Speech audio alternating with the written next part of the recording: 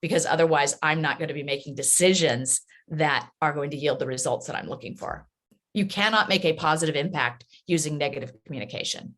Welcome to Your Intended Message, the perfect place for leaders and promising professionals who want to convey the intended message for greater success.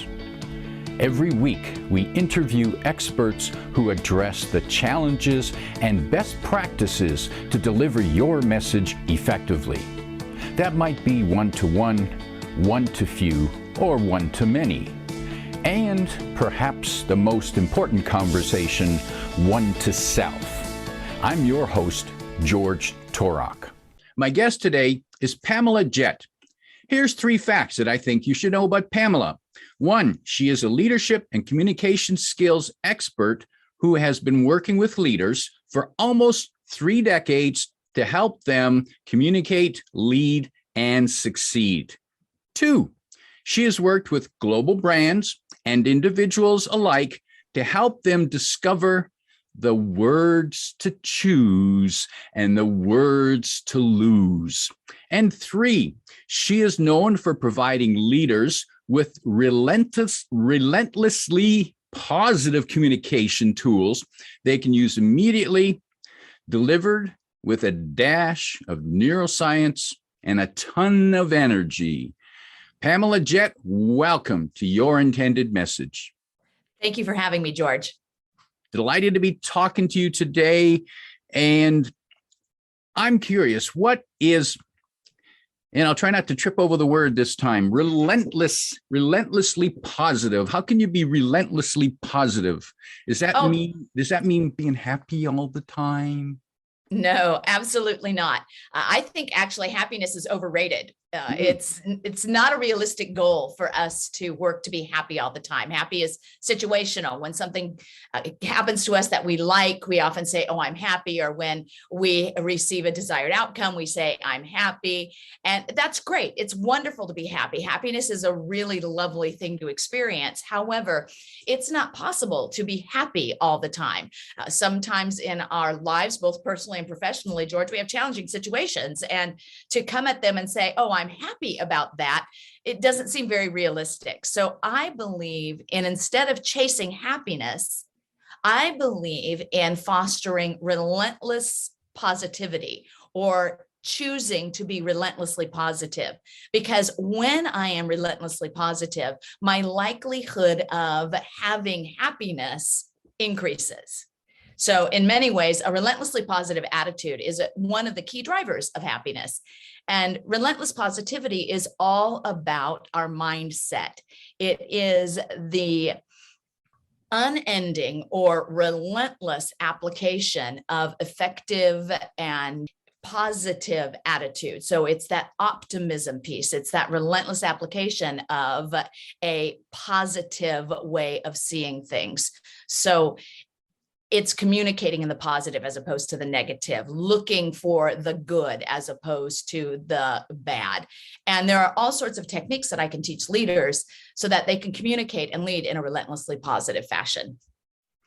Okay, so we just had a fire in the plant. How can I be positive about that? Well, here's the key. Relentlessly positive communicators focus not on the past, they focus on the future.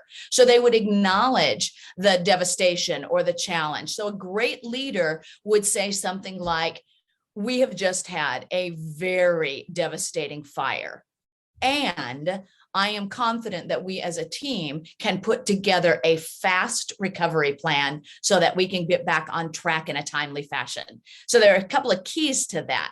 The first is acknowledging that something bad happened. Because if you're a leader after, say, a devastating fire in a plant, and you go in and you say, hey, it's going to be a great day, and you'd use that rah-rah cheerleader kind of happy, clappy positivity, that doesn't work. But if I say, yes, we've had something bad happen, we've had this bad fire, and so the word and is a word to choose. The word but is a word to lose. Because if I said, oh, we've had this devastating fire, but it really kind of negates that empathy piece that I just gave as a leader. And if I don't acknowledge that this was tough, everybody's going to think that I am, as a leader, completely delusional, that I don't have any empathy, that I have no feeling for what they're going through. But if I say, hey, this was a really, really devastating fire, and I'm confident that we as a team can put together a great recovery plan. I use the and, it doesn't negate my empathy. And then I'm using another principle of relentlessly positive communication, which is the future focus. And I'm confident we can put together a great recovery plan. So it gets us working on solutions, not sitting there moaning and groaning over the problem. Now, that's a very simplistic example. That is how relentlessly positive communication differs from that rah-rah cheerleader. Have a good attitude, always be positive. Look on the bright side. It's very strategic. I'm doing it intentionally to build trust with my team, and I'm doing it to also help move forward into problem solving.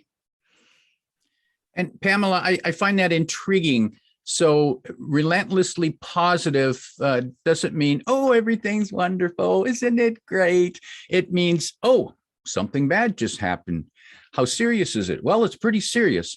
And we got the right team to move forward from here.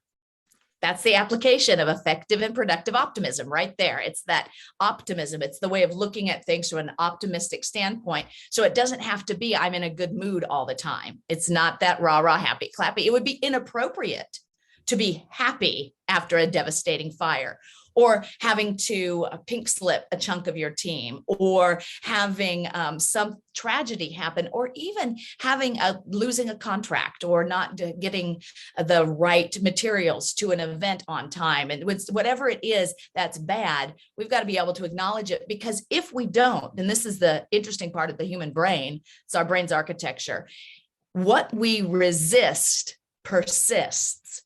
So if we don't acknowledge that something challenging has happened, whether it's to a group of people or even to ourselves, like to be able to say, yeah, this was hard, or I'm struggling right now, or that hurt my feelings, or whatever that negative emotion might be that we're experiencing. If we don't acknowledge it, all it does is kind of like a little child seek more attention. Hey, wait, this is bad. This is bad. You don't understand. So you communicating to a team, if you don't acknowledge that something bad has happened, they're sitting there thinking, but wait, this is awful. This is really awful. You're not hearing us. You're not paying attention to us. And what we resist persists. So if I resist acknowledging those negative things, all of that negative thought process still is happening. And in fact, it intensifies.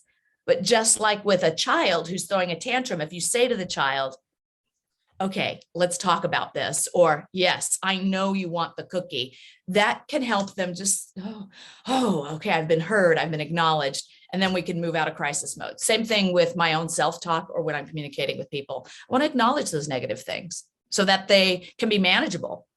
So what came to my mind while you're talking there, Pamela, is when we have a complaint or a concern that upsets us, or a customer goes to the the complaint department with a bad service problem or a product that's not working the way it should. Customer's upset. The customer service rep says, calm down. Oh, that's a phrase to lose, George. I'm telling you right now, that is absolutely the worst thing you can say to someone who is amped up. I have a program called Snipers, Steamrollers, and Chronic Complainers, and it is all about the words to choose and the words to lose with difficult people. And a relentlessly positive communicator knows you don't say calm down or settle down or chill or anything along those lines, or even I understand, in that robotic way, because in the heat of the moment, you say I understand, and people are thinking, you don't understand, you haven't even listened to me. That instead, relentlessly positive communicators would say things like, you're right, this is a problem, or I agree, this is a serious issue. That's one of the magic wand tools for dealing with a difficult person, whether they are a member of your team, an upset client or customer, or a friend or family member. If you say, I agree, or you're right, it often can cause just enough of their self to calm down, and then we can engage in more rational conversation. And I'm thinking of probably one of the most irrational type conversation is when you're in traffic and some jerk cuts you off. Yes.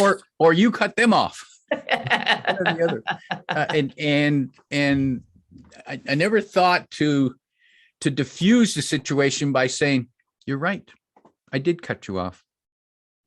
Yeah, I did cut you off. And in your own mind, you're like, oh, yes, I made a mistake. Or, oh, wow, I was inconsiderate. Like, I was inconsiderate. Instead of going, well, that guy deserved it, and I am in a hurry, and he doesn't understand how busy I am, and I've got someplace to be. Just, oh, wow, that wasn't very kind of me. and just acknowledge it and vow to do better. Or when someone cuts you off and you're thinking, what an idiot, or what a jerk, or I can't believe they're so ridiculous. A relentlessly positive communicator would do something to stop all of that negative ranting and raving in their heads.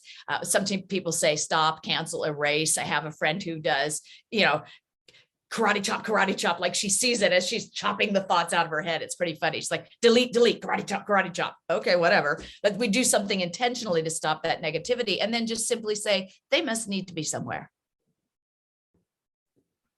And it'll feel icky and hard to do that, because our ego says, well, they think they're more important than I am, and that where they need to be is more, important than what I need to be. But if I just accept, or even simply say, wow, that was interesting, which is a neutral statement. Wow, that was interesting.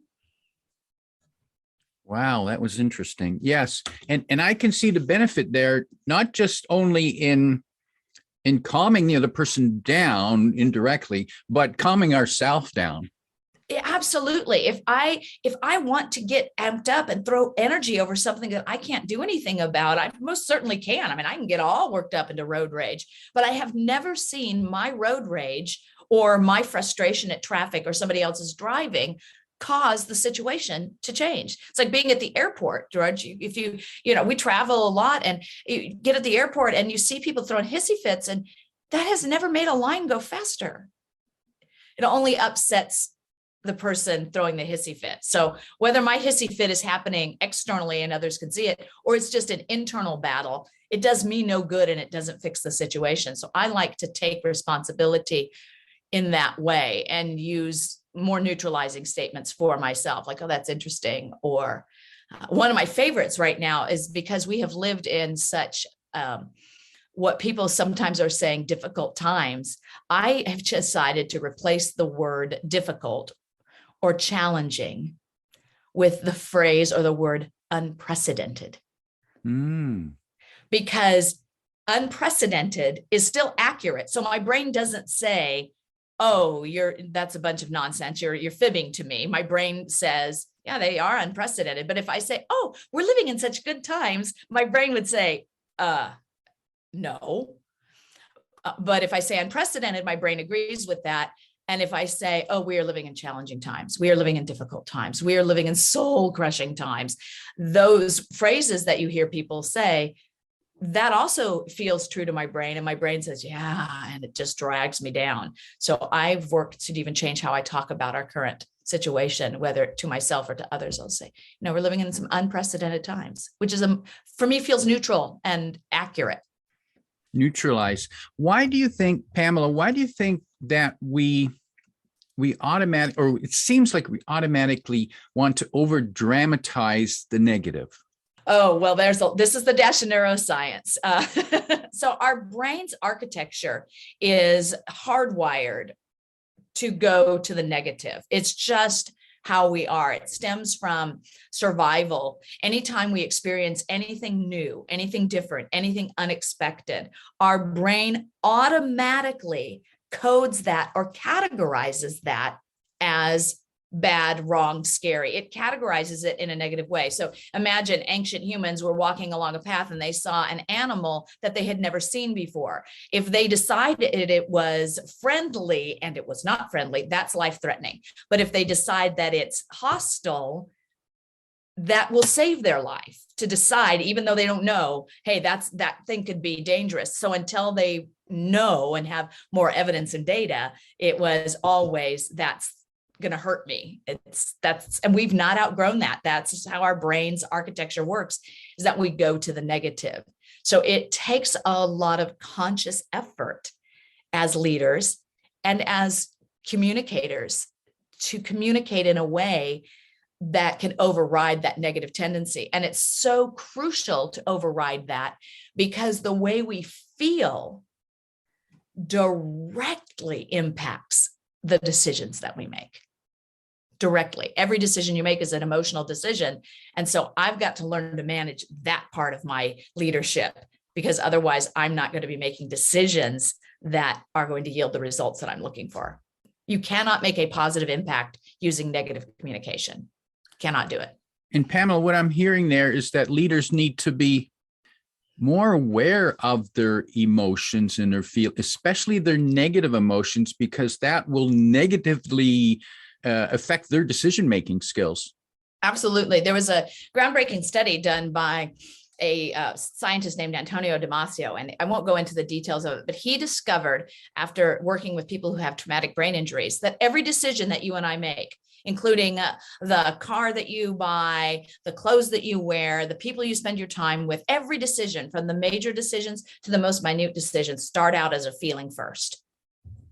Feelings drive decisions, not logic, not reason. And I know when people are listening to this, they might be thinking, wow, that's not true. I decided to buy my car because I researched and I did. And yes, you do that, and you have your data and your logic and rationale to back it up. And some people have the space between the feeling and their decision is just so minute that they don't recognize that they're gathering those facts. For some of us, hey, I know I've got a feeling, and I am aware now that I'm gathering facts and I've made my decision. Neither way is right or wrong. It's just some people make their decisions so differently and they gather their facts so quickly, they can't really recognize that they went through a feeling phase, because they aren't really thinking about their feelings, or because feelings aren't thinking, they're feeling. So every decision we make, and it starts out as a feeling first. And that's been proven by the way our brain's architecture works. It's just how our brains are. And how this impacts us as humans is obviously on an individual level. I need to be aware of my feelings because that impacts the decisions I make. I also know that as a leader, if I want to have a team that's engaged, if I want to have a team that thinks that their work is meaningful and important and decide to come in with a problem-solving attitude, that they come in ready to work and to be focused and to be collaborative, and all those decisions we want our team members to make, all of those decisions start as feelings first. Do they feel valued, appreciated, trusted, respected by their leader? And if I, as a leader, can learn how to communicate in a way that helps people feel appreciated, valued, trusted, respected, and those are only some examples of the positive feelings that I would like my team members to have. If I can choose my words in such a way that increases the likelihood that they will feel valued, appreciated, and respected, that increases the likelihood that they will choose to be engaged. But if I treat them in a way that they feel disrespected, not valued, not appreciated, most likely they will disengage. And then we have all of the problems with turnover and no collaboration, siloing. I mean, this list goes on and on of the problems related to poor employee engagement. I'm hearing that leaders need to be part psychologist. Well, I think self-awareness is a superpower, without a doubt. And so, yes, I do believe that understanding how humans function and how they think and they feel can be a very helpful tool, not only to us growing as individuals, but to helping our teams grow and develop. Absolutely. Understanding the human psychology and what drives people, I believe, is an important leadership skill. Pamela, with the words to lose and the words to use, can it vary by personality type? Oh, absolutely. I mean, I always want to know my audience, and I want to know that there are some words that will really work for some people. If I'm leading a team and I know who they are, I'm able to say, okay, well, George, I know these things about him. So I know that if I use real tangible words that he can really like see. And so I'm not speaking in metaphor and airy, like I'm being very concrete in my language with George, that's more effective with him. So I learned that over time with people. I think what's Also important is to understand that there are some basic communication principles that will apply across personalities. For example, communicating in the positive. So a word that I encourage leaders to watch for is the word don't. Because we spend a lot of time telling people what we don't want them to do. And the brain does not process negatives. So we know this when parenting children. You don't say to your child, don't yell. We say, use your inside voice. You communicate the desired behavior as opposed to the undesired behavior. So same thing for leaders. When I am communicating with people, I am better served by saying, please remember versus don't forget. Because not only does don't forget not really work, it actually increases the likelihood that people will forget. If I say to you, don't forget, George, don't forget I'm going to be in that meeting, or don't forget we have to do this podcast, or don't forget to do this, don't forget to do that. If I communicate to you like that all the time, pretty soon, how are you going to start to feel? Well, not good. Not one, like I'm being beat up. One, I'm being beat up. And I suppose both those words are negative words. Don't and forget are both negative words. Mm-hmm. And you will start to feel like, wow, my Pamela doesn't trust me, or she thinks I'm stupid, or she can't, give me a chance at least to, we start to feel like that. And in the model that I teach my leaders, I teach that words drive feelings and feelings drive decisions. So if I'm using those negative words, they drive negative feelings, which then create that disengagement, or even sometimes the pot stirring, troublemaking, drama queen kind of behavior that we don't want in our teams. So I want to be very intentional about communicating in the positive. It's a little change. Instead of saying, don't forget, try please remember. Same message, simply delivered in the desired outcome as opposed to the undesired outcome. And I've seen people make lists when they're given tips or something. Here's the do's and here's the don'ts. So those don'ts would they be better served to, how can I turn it in? Here's all the do's, just do's, turn all the don'ts into do's. That's one way to do that. When I teach workshops, I do encourage people to have what I call it a start, stop, and continue list. So I do have things that I encourage people to stop, because that's slightly different than don't. And I have to give the late, great Stephen Covey credit for that. I learned that from him, to have start, stop, and continue. So I encourage people to start doing this and stop doing that. And most of the time with my list of stops, especially if they're language choices, I will share, hey, stop saying this and say this instead. So I gave you one at the beginning of this podcast, George, when I said, get rid of the but. But's a stop. We want to stop using that word to the best of our ability.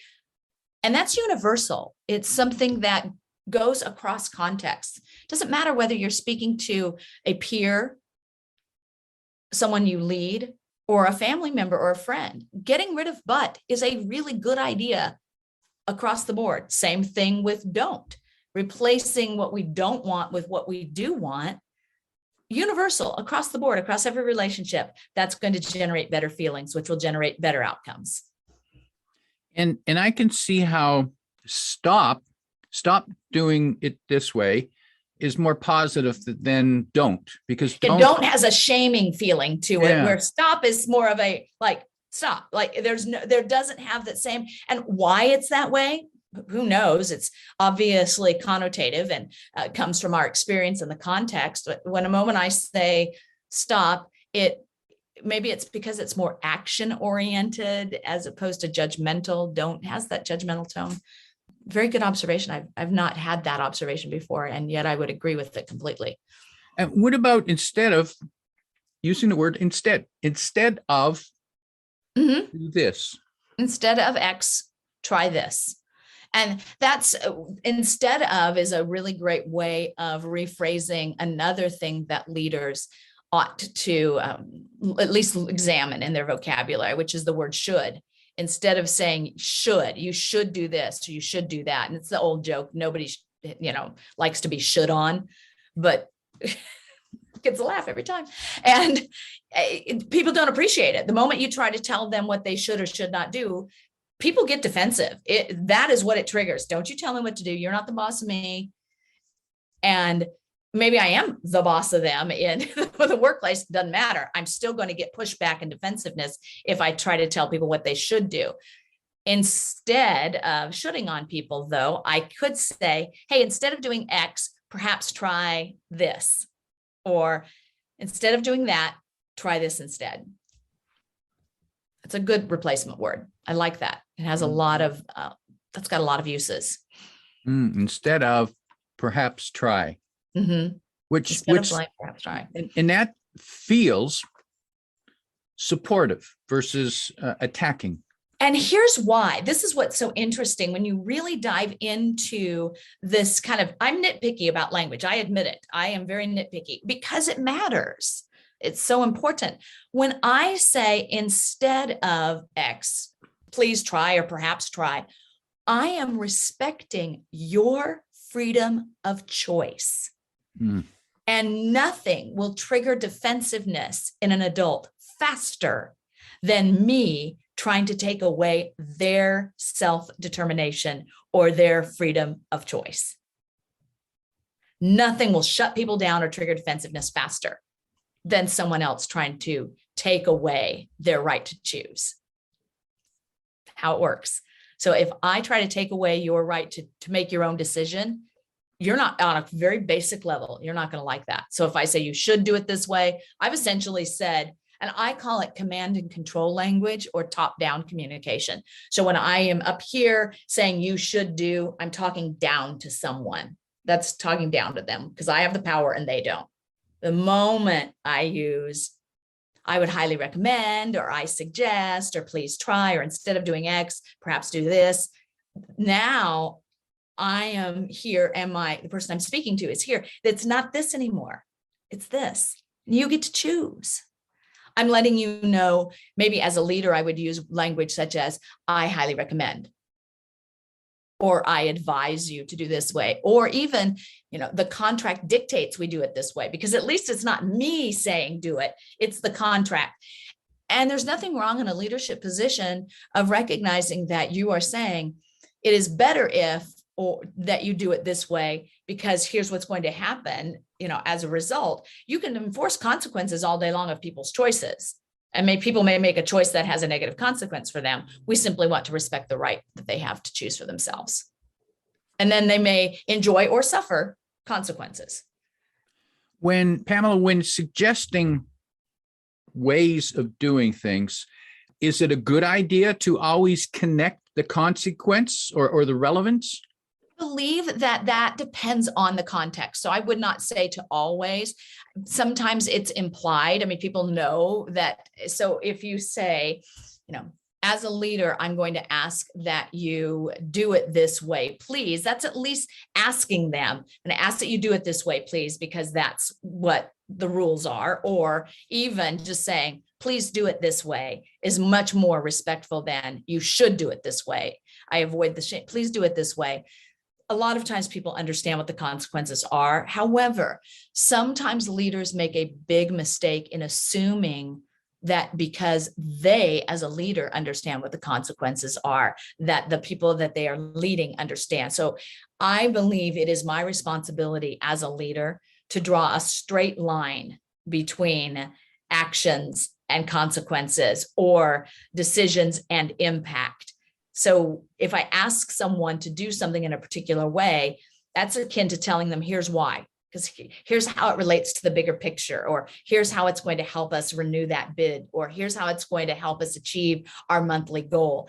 I need to make sure that I am helping people understand how what they do on a regular basis makes an impact, because research says that about 66% of employed Americans, and so I'm not quite sure how that goes around the globe, but employed Americans have no real idea how what they do on a regular basis impacts the bigger picture. Just don't know. And it's their leaders' responsibility to draw a straight line and make that clear. So I believe we could do a better job as leaders of connecting the dots between behavior and result or impact for people. Which is and it probably goes beyond that bland mission statement in the lobby on the wall. Absolutely. And mission statements are lovely, and they often can provide a great jumping off point, or core values, same kind of thing. People have done a really good job now. They're like, hey, we have our 4 core values, and then they operationally define what those core values look like in their organization. So sometimes it's not so much the mission statement, but if I can link someone's behavior to a core value, often that's helpful. But it's what happens is, from my perspective, is that leaders spend a lot of time in meetings with other leaders or with higher level leaders, talking about all these big picture concepts and, we've got this big contract in the works, and if we don't get this contract, this is going to cause us to have some budget shortfalls in, next year. And this is we understand it because we sit in meetings and have conversations with other leaders, and we all have the same context. And then we go to our team and we explain actions, and we just forget they don't sit in the same meetings we sit in. They don't have that context. And it's my responsibility to contextualize things for them so that they understand, oh, that's the why. It's like telling people the why. Why are we doing it this way? We're doing it because it helps drive this, this rebid that we're going up for. And if we don't get the rebid, it's going to impact us in these ways. People then all of a sudden go,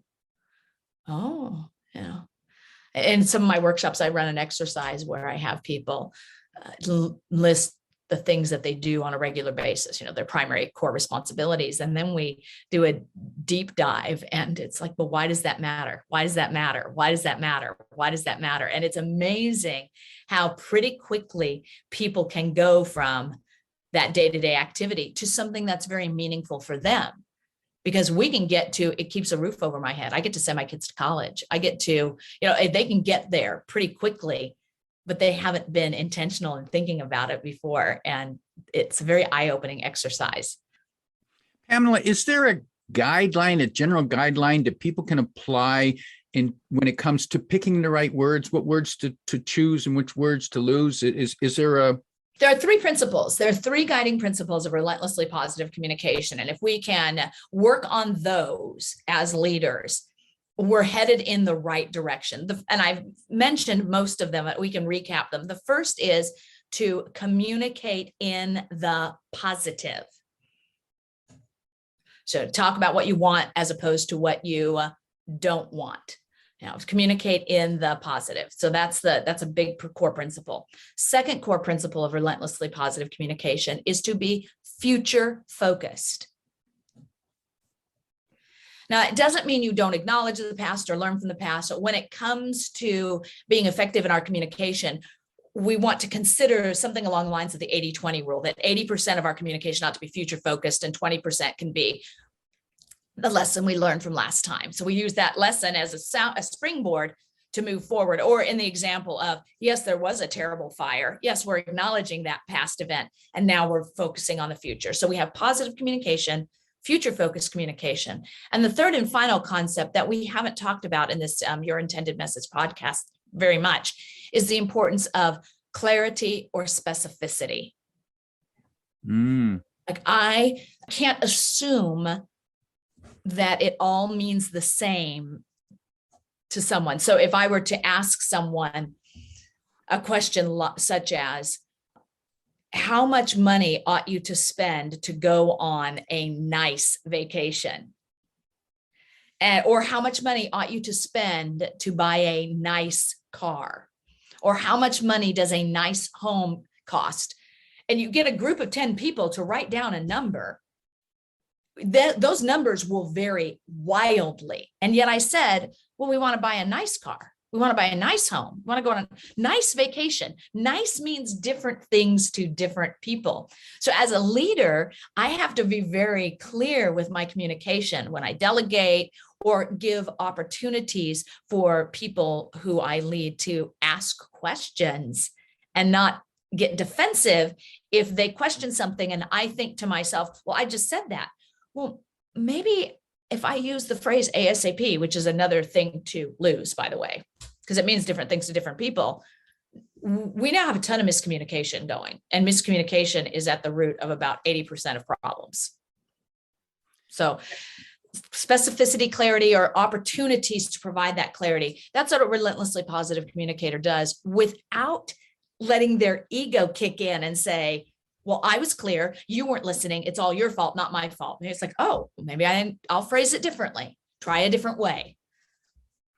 For those who'd like to learn more about Pamela and her services, you can find more information at her website, and you can find these links in the description below. Her main website, pamelajett.com, and Jett has 2 T's in it. There's 1 M, 1 L, but 2 T's. And if you'd like to find out about her Turnkey Leadership Academy, you can also find that link below, and it's at the website relentlesslypositive.com, and relentlessly and positive have a hyphen between them.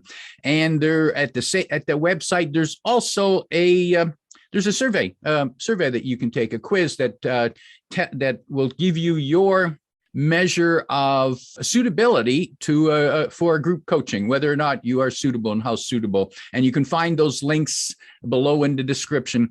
Pamela, before we wrap up, if you could sit down with a leader who has perhaps been having trouble with their team, and if you could give them 1, 2, or 3 pieces of advice of what they could do about themselves in terms of their communication, what might be those 1, 2, or 3 pieces of information? And maybe it's something you've said already. Well, I believe that if I were to sit down with a leader who is having trouble with their team, in addition to giving them some of the coaching about the 3 basic principles of communication and driving their self-awareness, the thing that I would probably do is I would encourage them. And sometimes people roll their eyes when I do this. One of the other principles of relentlessly positive communication and leadership is what I call intentional gratitude, or extreme intentional gratitude. And extreme for a reason. If you've got a troubled team, in particular, maybe you have 5 people who, for whatever reason, they just irritate you. They get on your nerves. You just don't know what to do with them. I am going to encourage you to look every day for 5 things that they are doing well, or you can praise them for. And 5, not 2, not 3, 5. And you don't have to share them with those individuals, but be intentional about it and write them down. So maybe you have 5 people and you've got 5 things. So you're going to have 25 things, and it's a list just for you, the leader. It isn't something you're going to share. You might end up eventually shredding it, but it's an intentional activity to shift your mindset, to start looking at that person from a lens of positivity, because chances are you are looking at those individuals with a lot of preconceived notions of, oh, here we go again. And what do they want now? And they never do anything right. And if I force myself to start looking for what are they doing well, what is praiseworthy? And then, of course, if you're finding 5 good things that are praiseworthy or good, then the next step is to take action on those things and to say, hey, great job with that, or I really like that, and get in the habit of rewarding people. That's one of the fastest ways for you as a leader to kind of turn around your experience of your team. And there will be people that when you go through this exercise, you start to recognize that, okay, they're strong contributors, but for whatever reason, I just don't like them. And then there will be other people that you will recognize they are not contributing. And maybe it's time to free them up elsewhere, but at least you're separating your personal from their contribution. And it's a real eye-opening exercise. Very positive advice there. And what I'm seeing in there, Pamela, is that before they can fix their team, they have to fix themselves. I believe that if we want to improve our team, we improve ourselves. And that's where it starts, because that's what leadership is. Leadership is about vision, values, and character. It's not about how well you manage your time or how well you delegate. Those are tools leaders use. But leadership itself is not about the job title. It's about vision, value, and character, who you are as a person, and your values and the vision you have for whatever it is you're working with, or whoever it is you're working with. And your vision, your values, your character, that's what leadership is all about. You can be a leader with nobody reporting to you. That's leadership and management are 2 different things. And I speak to leaders, many of whom happen to be managers, but you don't have to have that group of people who report to you. You don't have to have manager or supervisor in a job title to be a leader. So yeah, it starts with us. We first lead ourselves. My guest today is Pamela Jett, reminding you that instead of trying to be phony happy. Choose to be relentlessly positive. If you like what you heard, remember to like, comment, and share this podcast. Come back every week for more practical insights to help you deliver your intended message. I'm your host, George Torok.